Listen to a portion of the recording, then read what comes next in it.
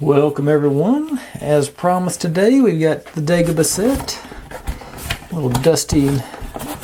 This one was sort of actually separated from the rest of my toys, so I found it later on. I do have one of the those are supposed to go up, but those little spikes have long since bent over. Don't want to spend too much time, but yeah, this it came with two of the square ones and I think one round one. And you push on the rock and it made the boulders levitate. As you can see, there's a little bit of the sponge stuff left here. This used to be the swamp where you could make R2-D2 sink in. And there was some kind of shaft that went through this slot, and you could use it as the force to lift up. It had like a little harness, not harness, but something you could snap the characters into, and they would you'd be able to float them and spin them and stuff like that. And of course, in that side, you got Yoda's house with the bowl of soup and his. See if I can get it angled right, just right. So the bed, and there's a snake on the bed, obviously. Back here is the dark side cave. It used to have two runners underneath it where you could fight them, control them, move them around a little bit. And I guess this is just the front door.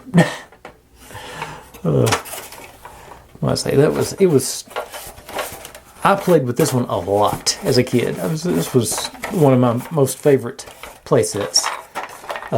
It was, and for it to be such a small, simple set is, really amazing to me.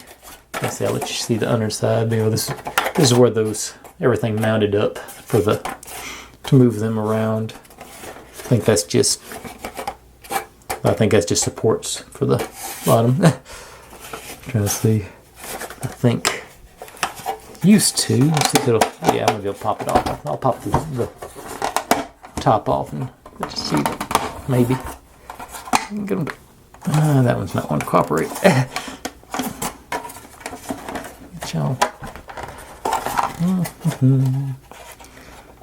Maybe I will.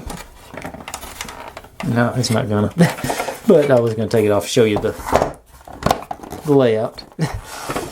But not a lot to it, but it was highly entertaining to young me before I found girls and video games. It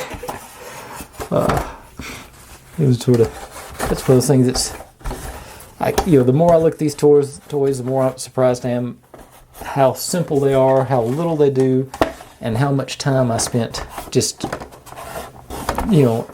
I guess in my own imagination, making up stories and playing with it. It boggles my mind how, this shouldn't be enough to keep me interested, or I wouldn't have thought it would have been, but it absolutely was. Anyway, that was Dagobah. I liked it. I had fun with that one. So, thanks for watching. If you're digging what I'm doing, make sure and subscribe, because it's going to keep going on for a while yet. I know it's only Friday now, but I'm leaning towards starting up Mask again next week. I've only done a few of those, and I've got a bunch of them sitting around down there, and I think those are fun to look at and a little more interactive than the plain old plain old action figure sets like this. But, alright, I'll see y'all next time. Thanks for watching.